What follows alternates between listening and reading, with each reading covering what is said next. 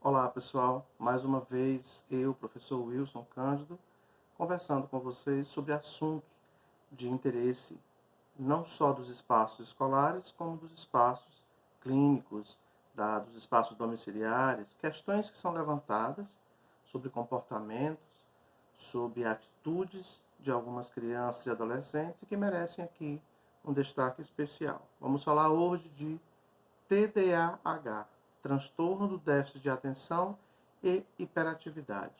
Um quadro marcado por impulsividade, agitação psicomotora ou hiperatividade e prejuízos na capacidade de atenção, a desatenção, a famosa desatenção. É comum se observar isso já na escola, mas alguns sinais também se apresentam nos ambientes domiciliares e que podem muitas vezes passar despercebido. O TDAH é um diagnóstico real, que merece atenção especial. E é importante lembrar que esse público-alvo ainda não é contemplado pelos serviços de educação especial e que, por sua vez, também faz com que essa não atenção específica a esse público tão numeroso faz com que esses alunos em fase escolar percam aí a oportunidade de se desenvolver dentro das suas capacidades. Acredita-se que pelo menos 70% das pessoas com TDAH tenham essa condição diagnóstica associada a uma herança parental. Então, pelo menos 70% dos casos de TDAH são considerados hereditários. O quantitativo de pessoas com TDAH hoje nos espaços escolares equivale a um percentual de 5 a 8% dos alunos em idade escolar. E a prevalência é bem significativa, maior em homens do que em mulheres. Então é importante algumas informações para que a gente possa perceber precocemente características desse quadro diagnóstico e assim possa também orientar a família a buscar ajuda ainda precoce. Então, o TDAH é marcado pela desatenção, impulsividade e hiperatividade. É importante lembrar que esses são os 3 principais sintomas ou sinais centrais. Mas ainda podemos observar nas pessoas com TDAH instabilidade emocional, desorganização motora espacial, o que dá uma ideia aí de um prejuízo na capacidade de função executiva, que é uma função muito particular que nos dá a capacidade de controlar a atenção, de planejar estratégias mentais com capacidade de resolução, de fazer uso da memória operacional ou memória de trabalho e de controlar nossos comportamentos, que é chamado de controle inibitório. A aprendizagem, para acontecer, é necessário uma perfeita integridade neurobiológica e a presença de um contexto social facilitador. Dessa forma, a gente entende que quanto mais organizado forem os contextos familiar, escolar ou social, melhor serão os desenvolvimentos e as capacidades das pessoas com TDAH e de tantas outras condições diagnósticas. O que marca especificamente o TDAH é a intensidade dos sintomas, a frequência com que eles acontecem e a quantidade de situações ou de espaços onde esses sintomas se manifestam. Então é importante lembrar que o TDAH ele apresenta uma inquietação motora, ou seja, é inquieto com as mãos, com as pernas, em situações que exigem que ele fique sentado por um tempo maior ou mais prolongado. Nessa condição de estar sentado, quando se espera que ele permaneça, há uma certa dificuldade em manter-se nessa condição. Está sempre agitado e a 1000 por hora, querendo fazer tudo e muitas vezes perdendo o foco das ações que vem a executar. Fala compulsivamente, fala demais, interrompe os outros durante uma conversa, tem uma tendência a não saber esperar a sua vez, uma dificuldade em esperar a sua vez. Durante a brincadeira, que é esperado que a criança brinque silenciosamente, especialmente quando brinca sozinha, ainda assim a pessoa com TDAH brinca de forma barulhenta, não consegue esse relaxamento.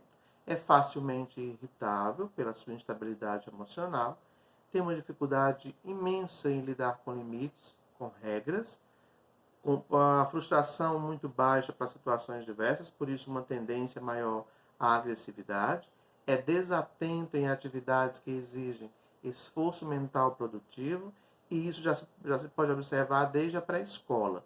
Por exemplo, em pré-escolares, é importante observar como essa criança se manifesta em termos de comportamento.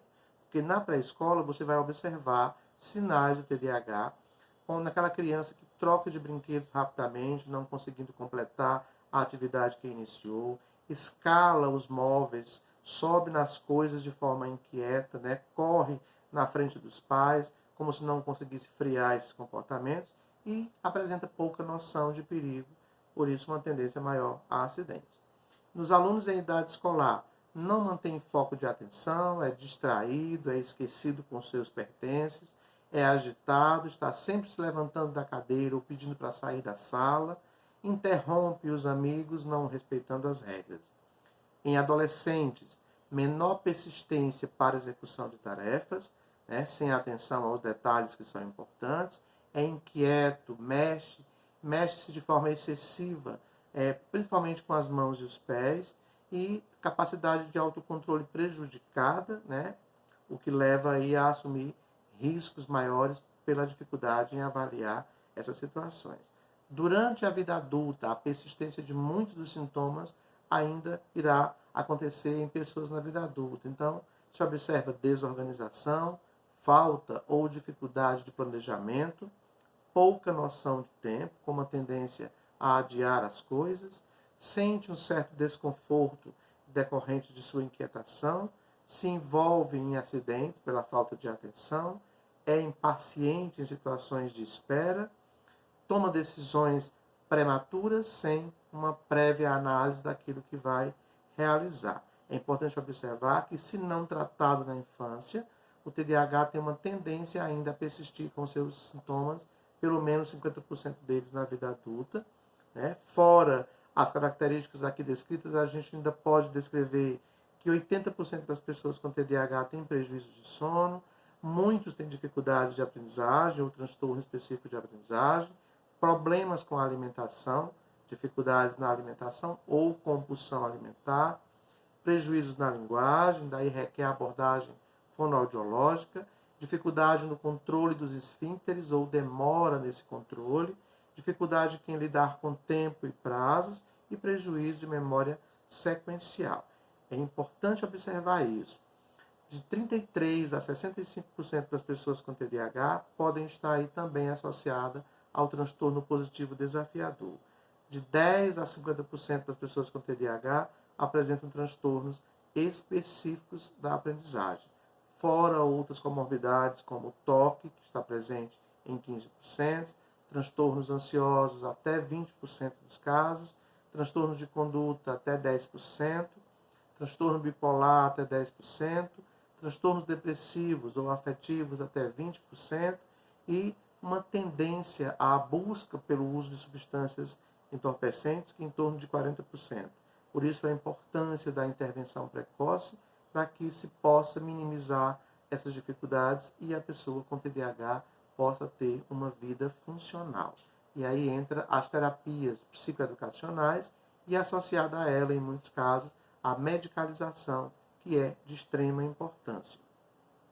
Apesar de ainda haver uma grande dificuldade ou resistência da família em aceitar essa medicação, né?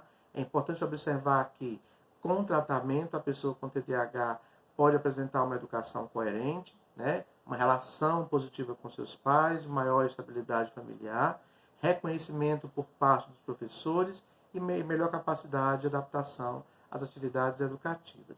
Relação colaborativa entre pais e escola e uma melhor adaptação a situações diversas. Sem tratamento, vai se observar aí fracasso escolar, hostilidade comportamental, problemas de saúde, sexualização precoce, além de tendência a outras situações que demandam aí atenção especial. O projeto de lei 7.081 de 2010 busca oferecer atendimento específico às pessoas com TDAH e é importante que esse projeto torne-se de fato lei, para que assim a gente possa dar melhor condição de vida a esses sujeitos. O TDAH é uma condição real e merece a nossa atenção especial. Sou o professor Wilson e esse é mais um vídeo de colaboração para vocês, profissionais e familiares. Abraços a todos e até o nosso próximo vídeo.